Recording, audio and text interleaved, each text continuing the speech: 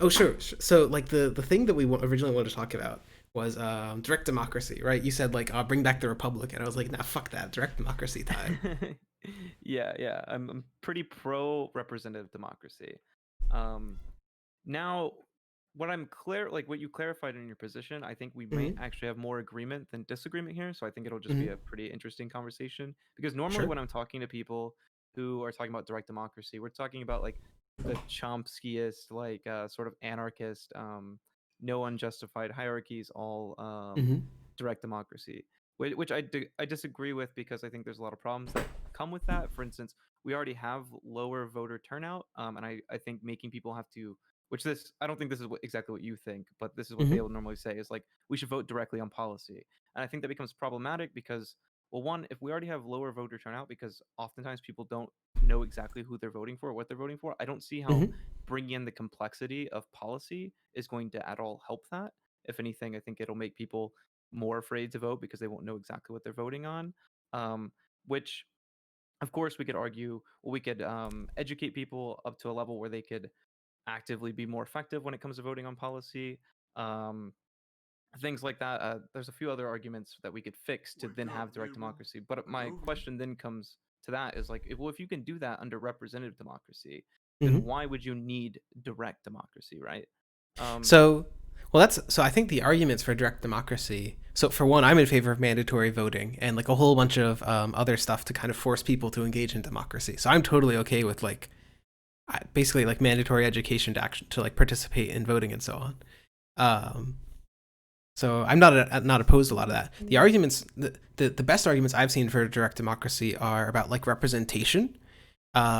So if you have mandatory voting, so everyone turns out, and you have Wake direct up, neighbor. democracy, then it tends to be Hadouken. much more representative of the population as a whole than does like representative democracy. And this is true even without mandatory voting. There's this stat that I think in like California's like propositions, the vote is like 40% or 50% non-white, but California's legislation is like 20. I'm sorry, like its legislators are like 25% non-white. So there's this enormous shift towards like the poor and like women and like minorities, people who don't usually get representation, in actually getting representation in like direct democratic votes. yeah, I mean, I haven't really seen any stats on that, but I'll take your word on it because I trust you. Yeah, I just think like one of the Bad things mistake. though when we oh, I'm believe we're talking in good faith, so it's all good. Mm-hmm. Yeah, I think though one of the problems that comes, of course, I actually also agree with mandatory voting. So I think we have some common ground there. Um, I just think some of the education that would be required in order to understand policy and its Mm-hmm. complexity, um, is at a level where you almost kind of end up counteracting some of the benefits you get from democracy, like increased freedom and whatnot. Because now there's Mm-hmm. this sort of requirement to be even higher, like even more like highly educated when it comes to politics and things like that. Mm-hmm. And I just don't. It doesn't And you want seem people to like have like the people freedom to be dumb, more or less. That you want it to be like a choice to freedom participate. so they can, Hadouken. well, not even necessarily just participate, but to understand policy at that like Mm-hmm. level where it's not just a politician's vision. You have to spend a lot more time, actually engaging Wake in up, policy neighbor. itself, not just like Hadouken. what a politician says they want to do, right? The vision that they're selling you. And I think like, sure, I guess like the freedom to be dumb, but I mean, I just more mean to have the freedom to spend that time doing things that they prefer to do with the small existence that they have. I mean, so the argument that I have there is so there's this guy called Darren Acemoglu, and he does a lot of economics writing about good institutions. And one of his big arguments is that you tend to have much more democratic and like strong institutions when there's like broader societal participation, when there's like more organizations, when there are like more people engaged in parties, more people engaged in just like political activity in general. And so I guess my concern is that I think all else equal, I would generally prefer like removing some of people's freedom to like not participate, not be knowledgeable, and have them be like very active in the democratic process, just because it makes it more likely they will safeguard democracy itself. Like I'll take like a 2% reduction of freedom for like a safeguard of 50% of freedom or something. Yeah, so I mean, I would agree to that to like an extent. I just think that the level at which we're trying to educate people for direct democracy, voting on policy directly. And when I'm talking about this, I'm talking about like outside of republic, totally outside of representative democracy, every policy is being voted on. The level of education Mm-hmm. necessary for that seems to me to be more than 2%. If we wanted to say we wanted to mandate voting in, like, say, a representative democracy, like we Hmm. wanted mandated voting, like you have to go vote for the president, right? Sitting out isn't an option. I'm totally fine with that, and I think like the education needed there is just enough to be observing what is happening politically, and from there you have enough information then to cast a vote that seems to be knowledgeable enough. While on the other hand, I disagree with the idea that how much education would be necessary to vote on policy directly would only be like 2% taking away freedom, you know? So my suggestion there is, so there's basically the way that I perceive direct democracy is as trying to provide checks on when representatives get too far out of line with what the general populace desires. So, like in representative democracy, this also occurs to some degree. If people get far out of line with people's desires, they'll elect new representatives.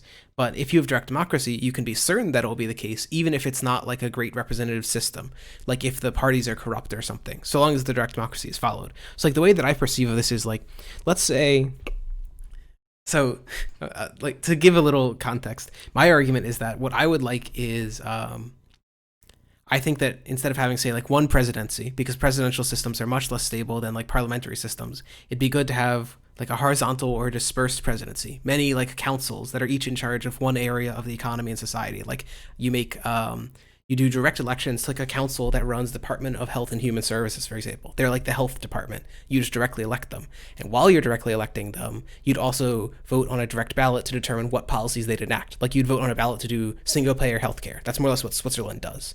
And so you don't have these very nuanced policies. You have like pretty broad policy prescriptions like should we stay on multi-payer or should we do single payer healthcare sort of stuff. Okay, so I mean, I guess I wouldn't fully disagree with that, but I almost kind of wonder. I don't think that really gets outside of being in a republic, though, right? Like, because if you have all a republic is having representatives, which you described as the council, and then you kind of have an added portion where you're basically giving the direction that the council should be going in, right? Mm-hmm. And to me, that I would agree with that, but I don't think that's outside of representative democracy. It's Well, just making representative democracy more democratic, which I'm totally fine with. so I think the extension here is that's not just giving them direction. It would be like legal direction. Like they can't choose not to follow it, right? Yeah, sure, sure. But like the way that it's actually being, which is my main reason for being for some sort of representative democracy, is the Mm-hmm. expertise to then write the policy that gets enacted, and Sure. deciding whether that policy is good is in the hands of the council that you described, which would function in a sense as representative democracy would. It's just more, we want to do this thing, and this is what you guys who represent us need to do. And I think that's fine. I think that's still technically a republic. It's just a more democratic republic, which is what I'm for. I'm totally for Sure. making our republic more democratic. But So it, sure. yeah, go Sorry. ahead. So I don't think there's too much disagreement per se. I think the argument is just more like so this gets a little bit into the discussion of technocracy and democracy we were going to have, right? So like I Oh yeah. think that one of the distinctions you could do, for example, is with representatives, especially if you had these sort of like siloed representatives, like you're directly electing someone in head of healthcare or something, you could directly demand that have like an expertise in healthcare. Like everyone who gets elected needs to have a PhD in like public health or something. Um, it doesn't need to be that specific requirement, but you can just set requirements there and like do technocracy more or less.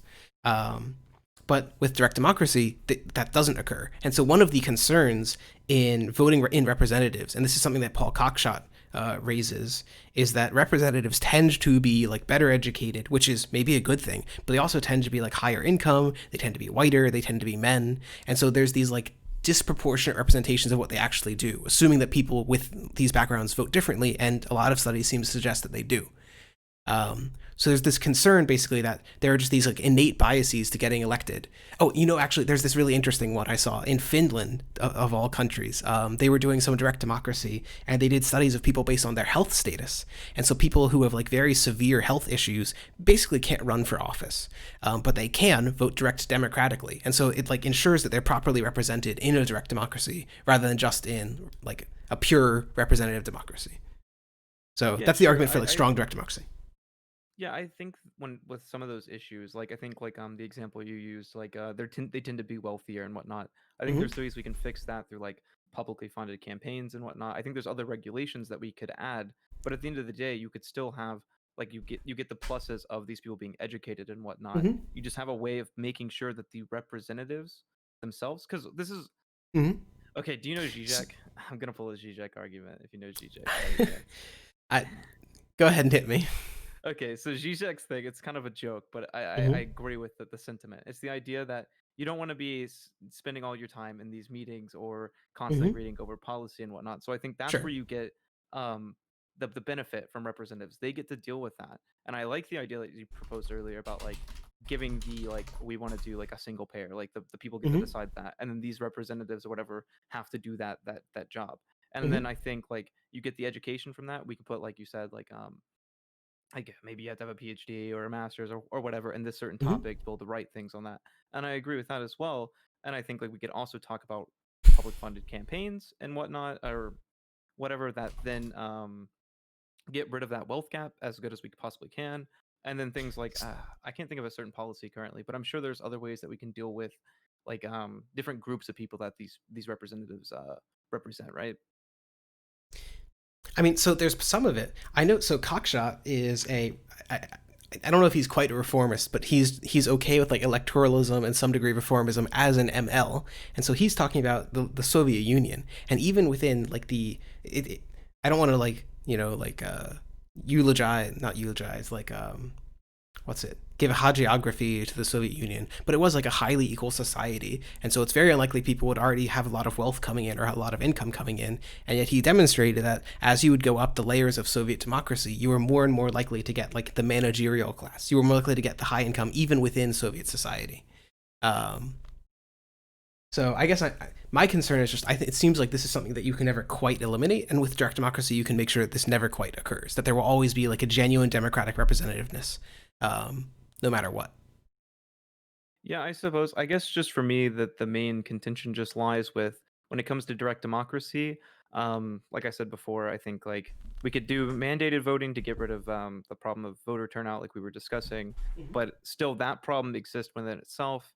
The populace not being like that educated when voting on direct policy, and I just think if we can fix those problems with a representative democracy, to me, it doesn't really seem like there needs to be a direct democracy. And also, I believe that the representative democracy allows the freedom of people being able to spend their time doing other things other than engaged Sure. within the political system all the time, which I think is something Well, that we should focus on. Like I'm for like the idea of the government being able to run in the background without people having to constantly being like partaking in that. Like like right now, obviously we want more everyone being super engaged because we literally have a proto-fascist or whatever in office, right? But there's times in which we kind of want people to just be able to do whatever they want to do and the government to be able to mhm. take care of things. And I think that's easily done under a representative democracy than a direct democracy where you have to consistently, constantly be engaged with that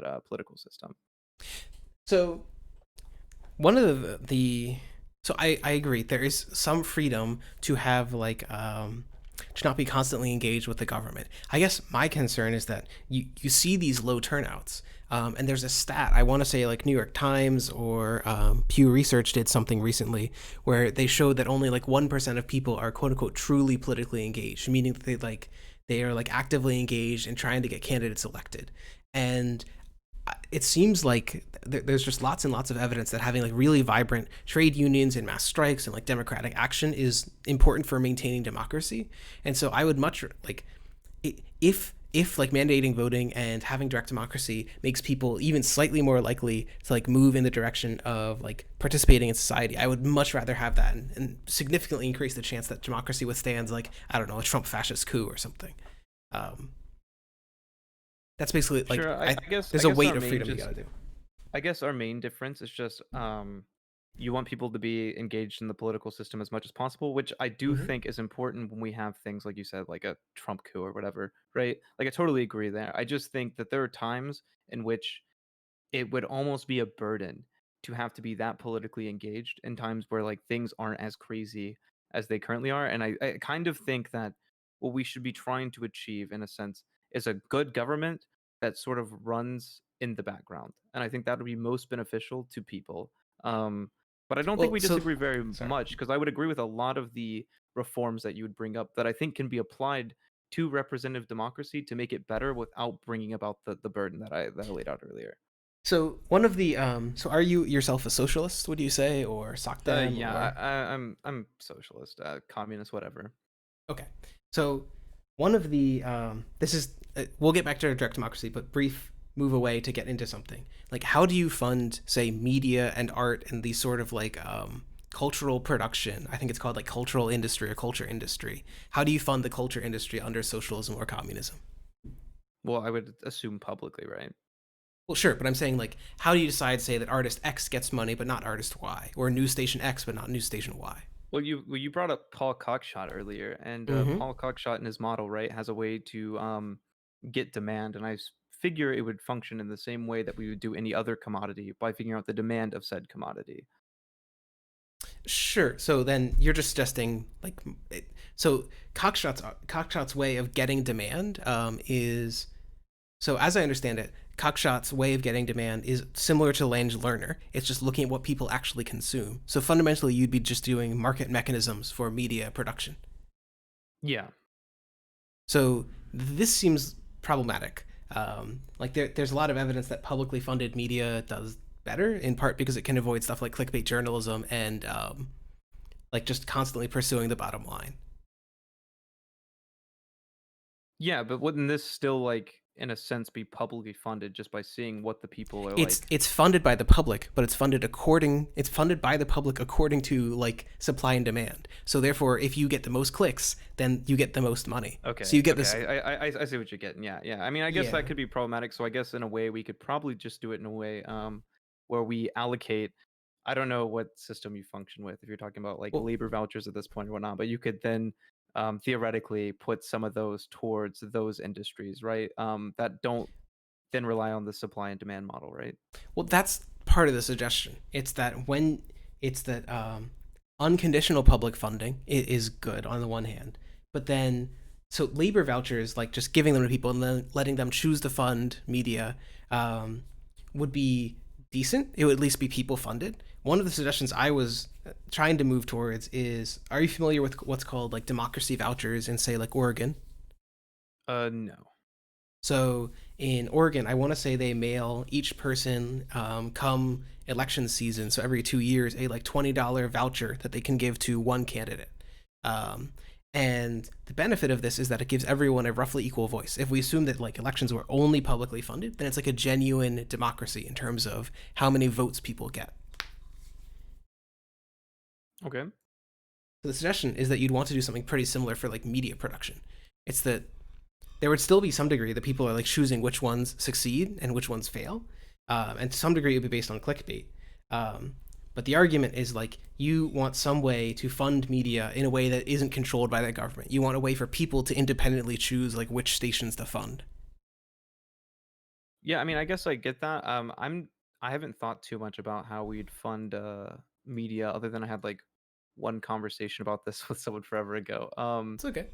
I guess like for me, I'm not too worried about the government being able to fund said media because at this point we're in socialism. We're letting them Mm-hmm. control all of production, right? And if we're going to assume that they're going to do something awful with Well, media, it kind of would have to apply to the rest of whatever is being produced, right? Well, but if so, that's kind of the whole point. To me, that seems like extremely frightening. You should want like if you're going to give the state this much power, you also want to give like a huge amount of checks on state power, like having lots and lots of parties, like having lots and lots of independent media.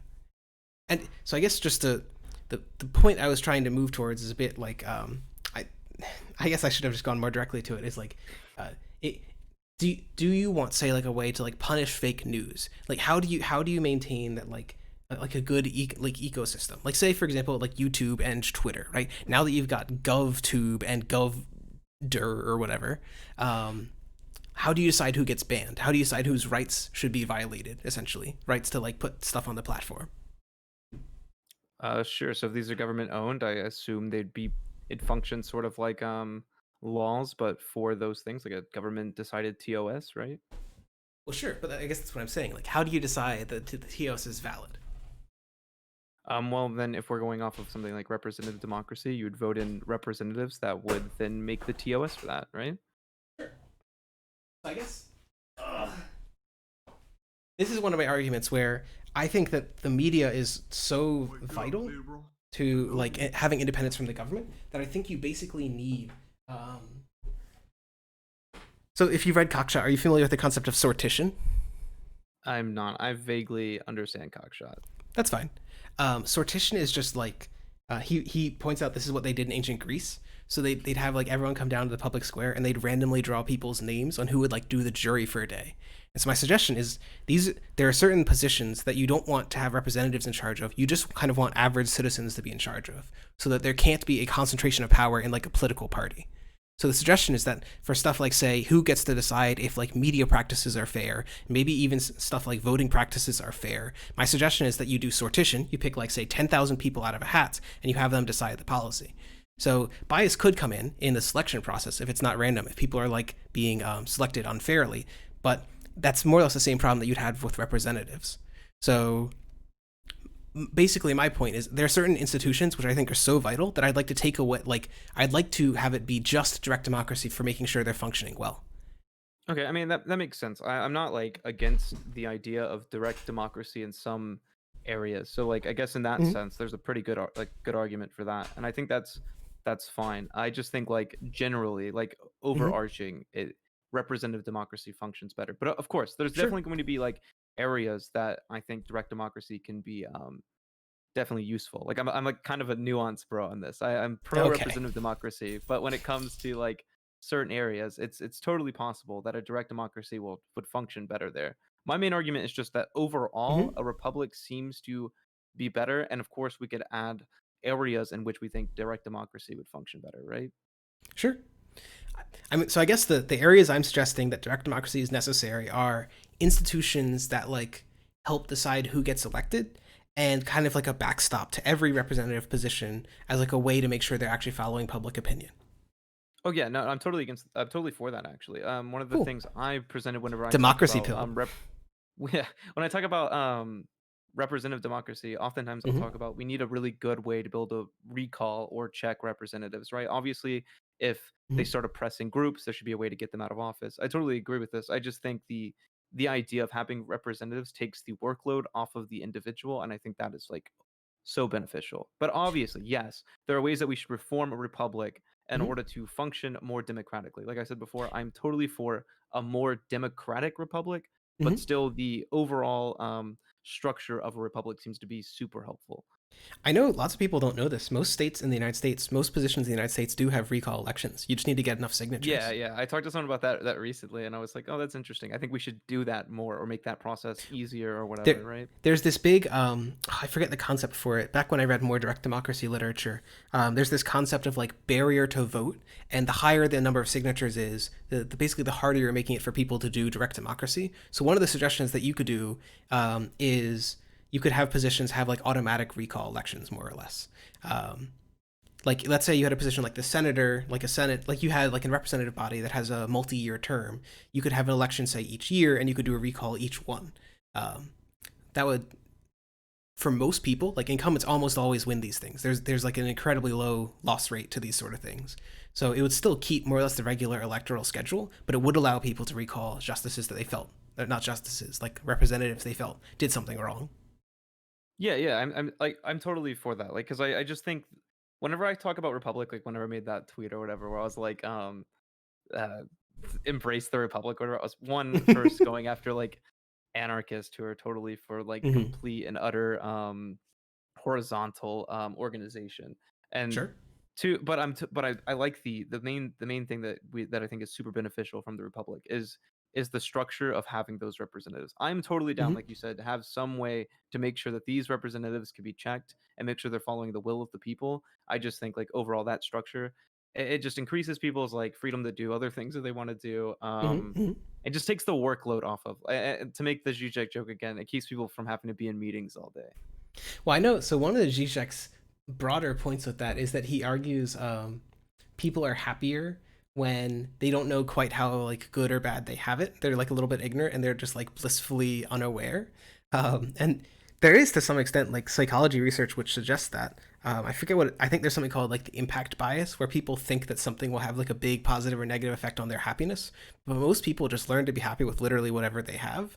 and making them aware. Like if they were if you were really poor and every day you had to see a picture of how like rich people were, it would actually make you quite sad. Yeah, Um, it's the whole thing. Like if we all live in dirt huts, we're more happy, and uh if we all live in dirt huts, we're like happier. But if one of us lives in a dirt hut next to a mansion, we're gonna feel pretty bad if we live in that dirt hut, yeah. right?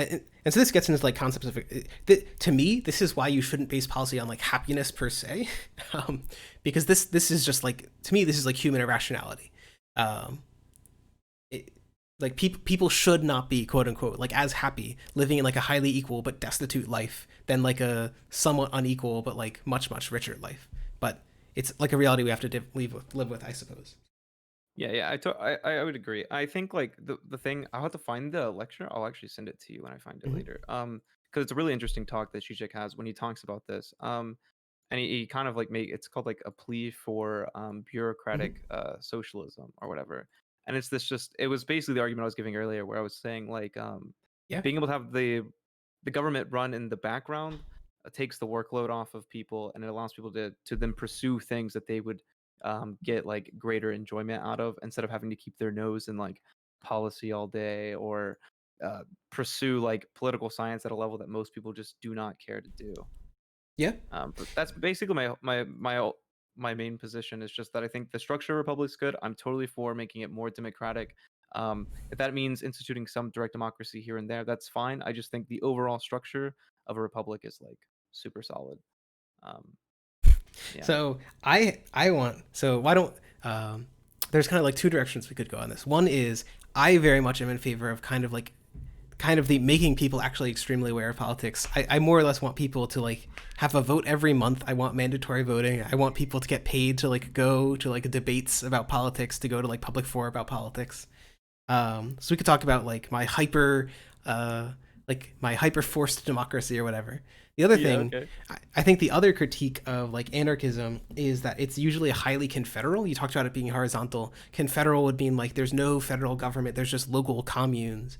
And I think the other thing we could talk about is just like the failures of anarchist communes is that they keep having these extremely local decision makings, and so you can't get these benefits from having like really large decisions over enormous areas and like the economies of scale that result from that. Actually, yeah, that would be really interesting because everyone was. I asked on Twitter recently what people wanted me to talk about, and they wanted me to talk about anarchism because I have issues with the anarchism. Sure. Why Yeah, don't you I start with your think the strongest critique? Or sorry. yeah. So one of the things, well, first having well, I'll go into this. So Mm-hmm. oftentimes, you brought up the communes. They'll often talk about having communes or whatever. And I think Mm-hmm. a real Mm-hmm. problem with having like a nation, if you will, like direct, like put into a bunch of tiny communes. And this idea that they're going to just function in harmony is just a fairy tale to me. Because if we Yeah. look at nations, for instance, which would just be a larger scale of this, and the way that they exploit one another based upon what resources they have available to them, I Mm-hmm. don't Mm-hmm. see why that wouldn't result at a like level of communes. Like it just seems like that seems to be a natural thing when we're having more separation, right? Like if we're having nations that are separate, they're going to try Mm-hmm. and compete with one another. And when you bring that down to the commune level, now you have that times like 100. You have a ton of communes that are then trying to exploit one another for their own good. And I just There think that was that's like sorry.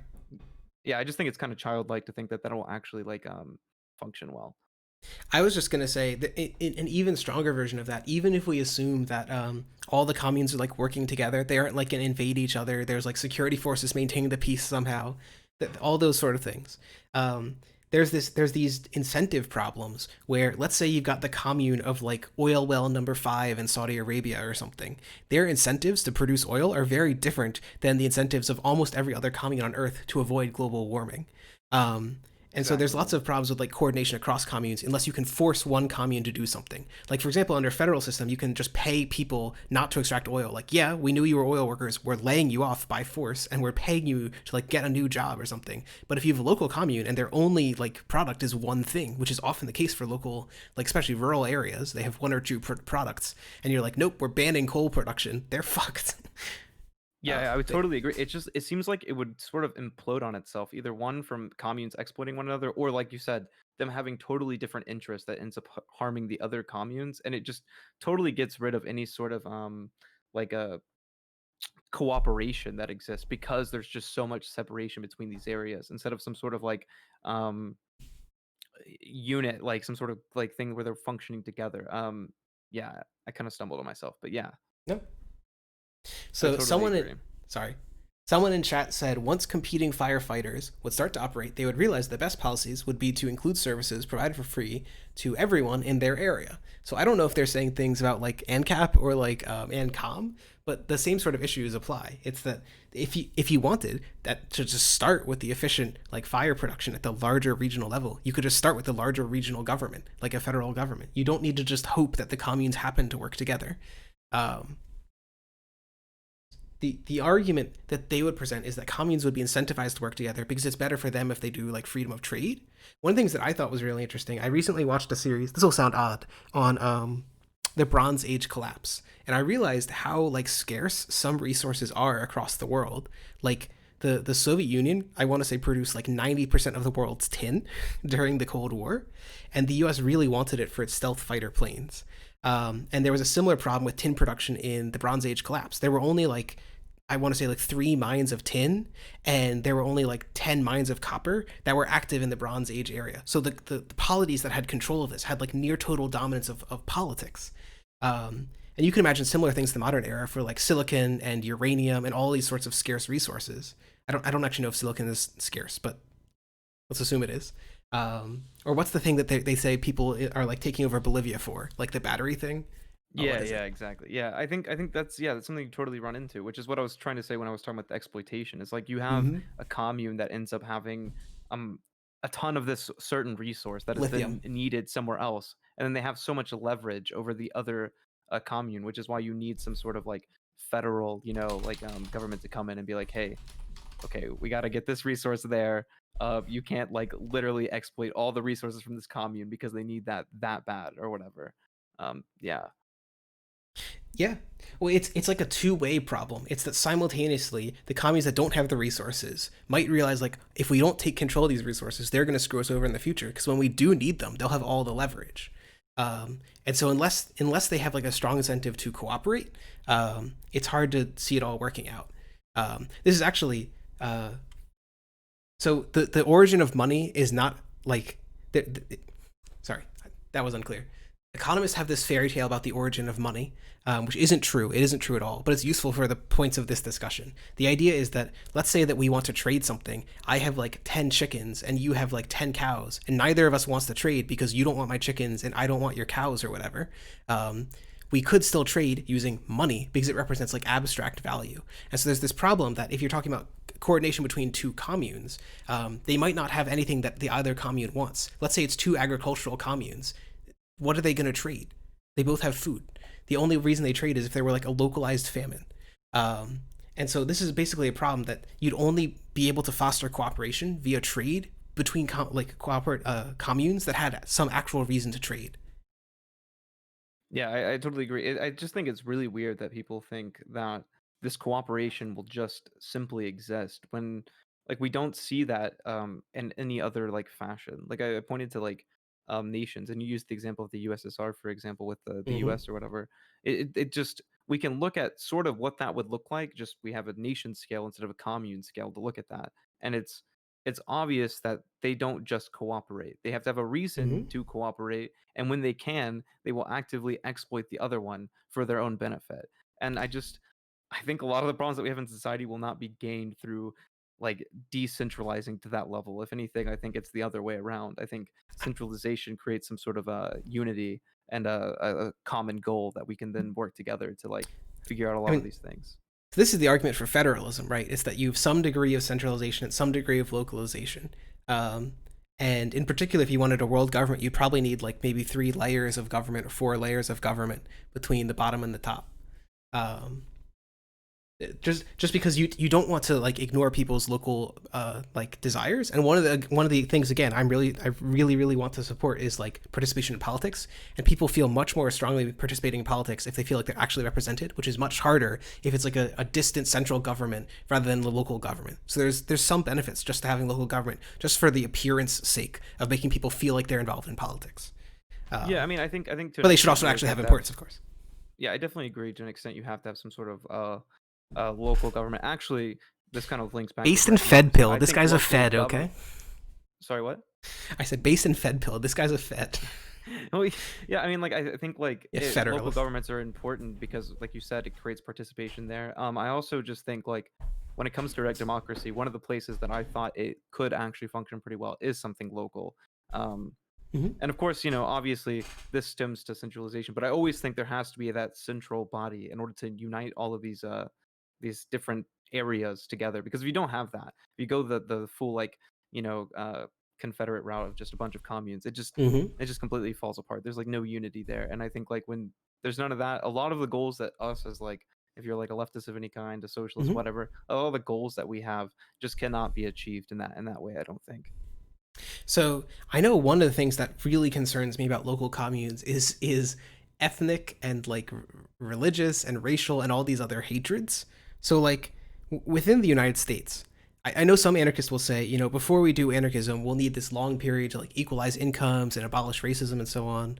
And maybe that would solve it. But if we did like anarchism in the short term, we're talking like next 100 years, it's really hard for me to believe that there wouldn't be animosity based on like previous colonization or income distribution or race or religion, just because we've seen so much of that in the present society. Like, I think recently, I want to say Vox or the Atlantic or something did a story about there was this one town in like North Carolina that elected a black mayor, and a local like white mob like pillaged like the town hall and like killed it and burned it down and created their own like separate That's government. awful. Yeah, yeah. No, that's so true. Because okay, I come from a very conservative background. My town is like, what's the guy's name? I can't remember his name, but he's like one of the most like red representatives we have.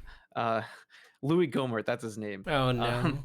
he's just awful. And the thing is, when you start looking at communes, you have to take in Mm-hmm. what the local like culture is there and how different groups would be affected if they ever like took step in that commune, or if that commune then knew of a different one that had a different demographic, and the sort of like social relations that you would have there and how those could be possibly problematic. For instance, like my old town is like pretty like racist. It would not be good if they could like self-govern to the level of being like their own commune, because I guarantee the laws they would pass would be highly racist. Yeah. It's like about if you want to have some degree of equality of like human rights, you need some way to impose human rights even when people don't desire it. Yeah, totally, Like totally. basically one of the problems we were like even in representative democracies, it's clear that sometimes people like elect bad leaders or like populist leaders and like destroy local democracy unless you have some way to like force them back to democracy, more or less. Like there will be over time this degeneration of the communes. um, this is like a problem with lots and lots of like local confederalist theories, but um, these are all I just arguments totally for agree federalism. with your critiques of communes. Because I went through like an anarchist phase and believed in that, and I thought about it pretty hard for more than 2 seconds, and realized the consequences of that are not very Yeah, the good consequences of communes whatsoever. have been a disaster for the human race. Yeah, totally agree. Um, so Stumbled Up in chat said, "Wouldn't anarchist society still not have a constitution that prevents racism?" So I, they might, but it doesn't Yeah, matter. like a Constitutions are just commune paper. could, but like it doesn't necessarily mean that they would, or they could try to have one that united each other, but like I don't see that happening. And if they could, even if they did, I mean, like you said, I think you said it was like a piece of It's paper. I mean, like there isn't it's anything all really questions of enforcing like that. enforcement. Yes.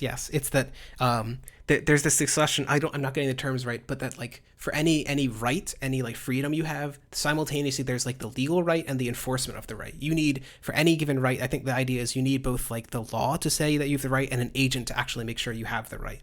Um, Yeah, and this Otherwise, kind of there's no gets real us freedom. into the critique of the monopoly of violence, which anarchists have a problem with. But that is what keeps all of our laws in place. Without that monopoly of violence, there are no laws. Like that is the way that we enforce our laws is through that. I mean, fundamentally, yes, and it's about it's partly just about enforcing like cooperation over time. There's this neat book called The History of American Law, and one of the things I think is really neat about it is it documents very early origins of contract law, which would sound odd, but before like I want to say the 1840s, there just wasn't contract law. People just did contracts based on faith and like verbal agreements. Um, And if they like screwed up really bad, they would like either sue each other or try and ostracize each other from the community or have like a family feud spanning generations or something. And the reason it all kind of worked is that most trade, most work tended to occur in the same communities. But as you increasingly move towards this industrialized society where you have people doing business deals with someone 1,000 miles away that you've never met in your life, never will, and you can't really affect their reputation because you don't know any of their friends, you can't hurt them. You need these like arbiters, more or less the state, to enforce that both of you are going to actually follow through on this contract. Um, it's basically this problem that to actually have enforceable contracts, to have like secure property rights, as the Americans desired, and to have like secure communes and freedoms, you need someone to enforce those laws. So Yeah, it's absolutely necessary. Like I don't know if you're like, I'm sure you are, the two different definitions of state. You have like the Marxist definition, which is mm-hmm. like the class antagonism, and then there's the anarchist definition of like just the monopoly on violence. And I'm a socialist. Obviously, I'm kind of against the Marxist definition, but like I just think it's kind of um, crazy to think the idea of getting rid of the state and the anarchist sense of the monopoly of violence is at all something that's realistic or desired, because of the Mm-hmm. fact that we can literally do nothing else. Like if we want to have some sort of civil rights, for instance, that has to be enforced through a state apparatus. If you get rid of that state apparatus, that is just like you said, it's contingent on like faith. Like we have to just hope that people decide not to like start enslaving people or killing people based upon race or gender or identity of any kind, right? It seems insane to Yeah. me. No, it's very difficult to believe, and like I think that part of what we've also seen is that generally it hasn't been practiced, so we don't have any empirical examples of it working. Like even the quote unquote anarchist, like Rojava, for example, had representative government and central, like a federal government. Um, there really just are no like examples of local communal rule. Yeah, and Um, then you can look at the CNTFA, which people like to point to, which is like the same thing, and also they had tons of problems that show it didn't like function very well. yeah. Anyway, um, so now that we two non-anarchists have debunked anarchism, okay. Um, I guess yeah, this conversation wasn't quite as contentious as I thought. It sounds like I have a slightly more democratic representative pilled you. Totally, Oh, totally. I guess the last thing we could talk about the other thing. So my argument is that I really want people to participate in politics. So I am totally okay with not forcing. My suggestion is um, there's this book called The Emergency State, and one of its suggestions to improve democracy is that you have a quote unquote democracy day where you have like public fora and debates where people debate about like who to vote for in say a given election. And so I really like that concept, in part just because we're seeing like an epidemic of loneliness, and people are like sadder and more like alone than they ever have been. So I'd like to some degree to like encourage people just to talk to each other. This is one way of doing so, and it'd also be nice if they were politically active. So my suggestion is you do one direct democracy vote a month. You elect one council a month. So let's say you've got like 48 councils. You're doing one each like month for 4 years. And you're doing one direct democracy vote, and you're also getting paid, say, like $20 to go to a public forum. So my suggestion for this one is it's opt in or opt out. You can choose not to get the $20 or whatever, but you don't have to. Yeah, I mean, I'm whenever I say like I don't want people to have to like spend all their time engaging to the level to vote on direct policy itself. Mm-hmm. I'm just saying that the level that is required to do that. I'm not saying in general people shouldn't at all be politically like Mm-hmm. informed or participate whatsoever. I think yeah, like debates like you were saying or whatever, like having a democracy day, that's probably a good idea. Especially I like keeping it opt in opt out is probably a good idea as well. Pushing people to like take part is also good. My main point was just more I don't want people to feel like they have to be constantly engaged in politics, like us mentally insane people who decide to spend all our time Mm-hmm. Mm-hmm. talking about politics. Um, but yeah, I mean, I definitely agree that we can definitely do things to promote people to at least pay attention. My Mm-hmm. main contention was just the level at which it takes to like I don't know read through like a huge policy and completely understand what's going on, which is what my contention with pure direct democracy in the more like anarchist sense was. Sure.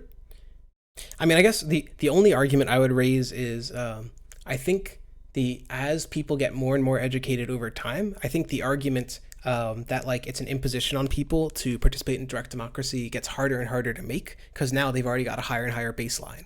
Um, Sure. The only thing I would say to that is, do you not think policy would probably become more and more complicated as time went on? yes and no. I mean, I'm sure policy is more complicated now. Um, but in general, I think that the rate of education has probably increased much faster than the rate of increase of complexity of policy. That could be untrue. I don't know. Maybe I need to think about that more. But Yeah, I um, would need I'd want to look in that too. That would be my main thing. It's just the worrisome about like as sure. um as the world gets more complex, as long like say we have like a world government or whatever, as more Mm-hmm, parts get thrown into what we're putting into policy, the more complex it's going to get, which is going to require even more knowledge on said topics. I think. Now you may be right. Education may catch up and like surpass that, but that would be my main like worry is that as people got more educated, so would be the matters that we're voting on, right? yeah, that's fair enough. And I guess we just have to hope, right? This would also be a problem for representatives, unless the representatives are. I guess the representative have a benefit because they're like solely focused on the policy, but their education level is also increasing, just like the rest of society. There was actually, again, a book that would be interesting for like the intersection of democracy and technocracy is called, I think it's called Diploma Democracy, which just notes that like in most modern democracies, we've seen this enormous expansion of people who have degrees. Like I think the U.S. Congress has like 99.75% of people with degrees or something absurd like that. Yeah, I mean that's actually really cool. I'm gonna look at that book. Let me search. Um, so I guess I don't have too much more to talk about. I think this wasn't a very confrontational conversation. We'll have to find something that we can brawl over. Yeah, I'd be Um, down. I think we basically agree. I think like the way I phrased republic, it's confusing to some people because I'm for a more democratic republic. I think mhm. we both kind of agree on that. That we both kind of want a republic that maybe has more direct democracy or is at least more democratic. Am I right? Yeah, pretty much. Okay, cool. Yeah, I think we settled that then. All right. Well, So thanks before for you letting go, me chat about this. nope, before you go, make sure to shill yourself. So I forgot to do it at the Okay. start. Tell us who you are, what your channel is about, where we can reach you, so on. Okay, yeah, I'm Isocratic. You can find me on YouTube at Isocratic, and Twitter as well. Yeah, I make political content similar. I'd say we make probably kind of similar stuff for the most part. But yeah, that'd be awesome if y'all would check me out. Sure. If you send me a link to your chat, I will post it in the Twitch chat. Awesome, cool. Let me do that. All right. Well, thank you very much. Thank you, bud.